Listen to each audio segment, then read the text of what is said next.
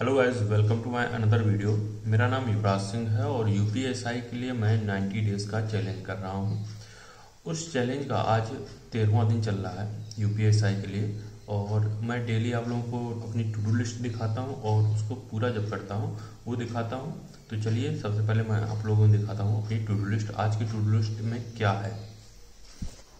UPSI day 13 मतलब 13वां दिन चल रहा है। सबसे पहले पुरस्कार ये करता हूँ, 1 घंटा करता हूँ, 1 या 1.5 घंटा करता हूँ। उसके बाद आधा घंटा करता हूँ कैलकुलेशन, ठीक है। फिर मैथ में एपी जीपी का दूसरा दिन है और एपी और जीपी का, ठीक है। राहुल तेवतिया सर हैं, उनसे कर रहा हूँ। करंट अफेयर में मार्च का सेक्शन चल रहा है मेरा। और पॉलिटी में क्लास नंबर 17 ये जीत राणा सर से कर रहा हूँ। अगर आप लोगों को करना है तो मेरे टेलीग्राम चैनल में चले जाना, वहाँ पे लिंक मिल जाएगी। और रीजनिंग उसके बाद करूँगा हिंदी 2 पार्टों में करूँगा। पहले पार्ट में लिंग थ्योरी करूँगा और वर्णमाला के जो क्वेश्चन बचे हैं उनकी प्रैक्टिस करूँगा। और दूसरा पार्ट है हिंदी साहित्य, ये नवीन शर्मा सर से कर रहा हूँ और ये आधा घंटा करता हूँ डेली। इसके बाद मूल विधि में करता हूँ यातायात अधिनियम आज करूँगा। और जीएस जो है ये स्पेशल टॉपिक है पर्यावरण का। पर्यावरण जो आरबीएल है, ज्ञान बाई आरबीएल, इसकी पीडीएफ है मेरे पास, उससे मैं रिवीजन करूँगा। फिर मिनी मॉक दूंगा। उसके बाद लोगों को मिलते हैं लास्ट में जब टू डू लिस्ट मेरी कंप्लीट हो जाएगी। Thank you. ये टू डू लिस्ट है यूपीएसआई डे 13वां चल रहा है। सबसे पहले ये पुरस्कार और रचनाएं, विलोमसत, पर्यायवाची, स्क्वायर, क्यूब और टेबल ये कंप्लीट किया। फिर आज मैथ कंप्लीट नहीं हो पाया। उसके बाद कैलकुलेशन किया। फिर करंट अफेयर अप्रैल की है, मार्च क्या रिवीजन किया, मार्च का रिवीजन किया है और अप्रैल की करंट अफेयर की है। पॉलिटी की 17वीं क्लास की है और उसके बाद प्रैक्टिस भी की है। रीजनिंग आज नहीं किया, हिंदी किया, हिंदी के दोनों पार्ट किए हैं।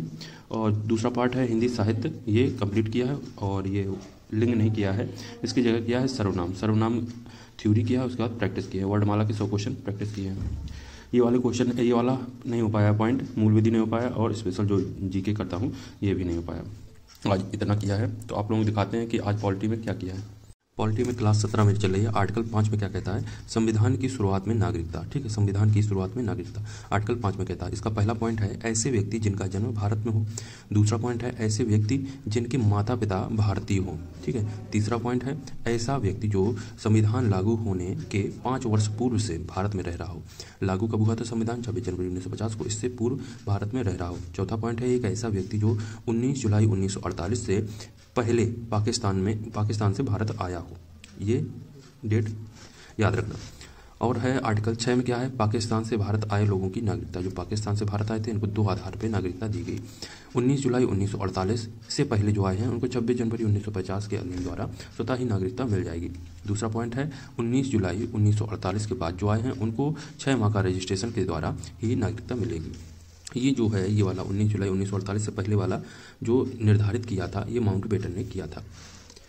अगला पॉइंट है आर्टिकल 7। आर्टिकल 7 में है भारत से पाकिस्तान गए लोगों की नागरिकता का प्रावधान, मतलब भारत से जो पाकिस्तान गए थे 1 मार्च 1947 के बाद पाकिस्तान गए, लेकिन यदि वह पुनः भारत आना चाहते हैं तो उन्हें रजिस्ट्रेशन के माध्यम से ही नागरिकता मिलेगी। इसके बाद आता है आर्टिकल 8। आर्टिकल 8 में कहता है भारतीय मूल के नागरिक की नागरिकता, जैसे इंडियन ओरिजिन के होते हैं, person of Indian origin PIO, ऐसे व्यक्ति जो विदेशी या विदेशों में रह रहे हैं और वहीं के नागरिक हैं परंतु उनका जो वंश है वो भारतीय है। बनाया गया क्यों, ऐसे व्यक्ति जो पहले स्वतंत्रता सेनानी थे, बहुत दिनों से वहाँ रह रहे थे और वहीं के ही नागरिक बन गए, उनके लिए ये बनाया गया था। ऐसे व्यक्ति जो लंबे समय से बाहर रह रहा हो, वहाँ के नागरिक बन गया हो, ठीक है। और ये कैसे हैं, जैसे है कमला हैरिस, ऋषि सुनक, इनके वंश जो हैं भारतीय हैं। आर्टिकल 9 क्या कहता है, यदि आप विदेशी नागरिकता प्राप्त करेंगे, यदि आप विदेशी नागरिकता प्राप्त कर रहे हैं तो भारत की जो नागरिकता होती है वो स्वतः ही खत्म हो जाती है। आर्टिकल 10 ये राइट टू सिटीजनशिप, मतलब नागरिकता का अधिकार। जब तक आप ऐसा काम ना करें जो देश विरोधी हो या असंवैधानिक हो तब तक आपकी नागरिकता रद्द नहीं की जा सकती है। आर्टिकल 11 क्या कहता है, ये कहता है नागरिकता संबंधित जितने भी कानून होंगे संसद बनाएगा, ठीक है। अब ये नागरिकता जैसे संशोधन कब हुआ, वर्तमान में का आधार क्या है और शब्दावली क्या है। सबसे पहले देखते हैं इसका संशोधन। ये प्रमुख संशोधन है, जैसे 1986 में, 1982 में, 2003 में, 2005 में, 2015 और 2019 में। वर्तमान का आधार क्या है नागरिकता का, ये 1955 के नागरिकता संशोधन अधिनियम द्वारा ही नागरिकता मिलती है। लेकिन आर्टिकल ये CAA द्वारा ही नागरिकता मिलती है और रद्द भी होती है। इनकी शब्दावली क्या है नागरिकता की, एकल नागरिकता, NRI, OCI, PIO और NRCI। अब देखेंगे एकल नागरिकता क्या होती है। एकल नागरिकता भारत में होती है। भारत एकल नागरिकता वाला देश है, ठीक है। केवल भारतीयों को ही मतलब जो भारत की नागरिकता रखते हैं वो एकल नागरिक ही होते हैं, ठीक है। और जैसे दूसरे देशों में जैसे अमेरिका ले लेते हैं, अमेरिका में दो नागरिकता है, मतलब एक राज्य की है और एक देश की है। जैसे कैलिफोर्निया की नागरिकता हो गई और एक पूरी अमेरिका की नागरिकता हो गई, दो नागरिकता हो गई। लेकिन अपने देश में क्या है, अपने देश में जैसे आप यूपी के हैं, बिहार के हैं, झारखंड के हैं, उत्तराखंड के हैं, जम्मू कश्मीर के हैं, कहीं के भी हो, जब आपकी नागरिकता होगी भारतीय होगी, इंडियन सिटीजनशिप ही होगी आपकी, ठीक है। अब देखेंगे एनआरआई, पीआईओ और ओसीआई में अंतर क्या है। एनआरआई होता है प्रवासी भारतीय, नॉन रेसिडेंट्स ऑफ इंडिया।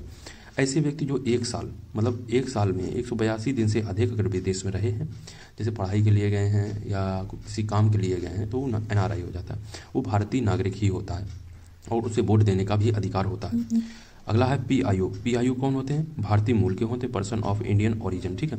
जो भारत का नागरिक ना हो लेकिन भारत का नागरिक नहीं है भारतीय मूल का, विदेश में रह रहा हो और परंतु उसका जो वंश है भारतीय है। वोट देने का अधिकार है इनको नहीं है और इनको एक पीआईओ कार्ड मिलता है। इससे क्या होता है कि बिना वीज़ा ये भारत आ जा सकते हैं कभी भी और इनकी नागरिकता आसानी से मिल जाती है। इनको अगर नागरिकता चाहिए भारत की तो इनको आसानी से मिल जाएगी। ओसीआई क्या होता है, बाहरी भारतीय नागरिक, मतलब ओवरसीज सिटीजन ऑफ इंडिया। जो भारतीय नागरिक रहे हों, पहले भारतीय नागरिक रहे हों लेकिन वर्तमान में विदेशी नागरिकता इन्होंने ले ली है। और दूसरा पॉइंट है 2005 में लक्ष्मी मल समिति बनाई गई। इनको ओवरसीज कार्ड में लगभग कहा गया कि ओवरसीज कार्ड लगभग पीआईओ कार्ड जैसा ही है। लेकिन 2015 का सीए जो अधिनियम आया और इसमें कहा कि ओवरसीज और पीआईओ, ओसीआई और पीआईओ को मिला दिया गया। ये क्या, आज का इतना ही था। मिलते हैं नेक्स्ट डे। Thank you.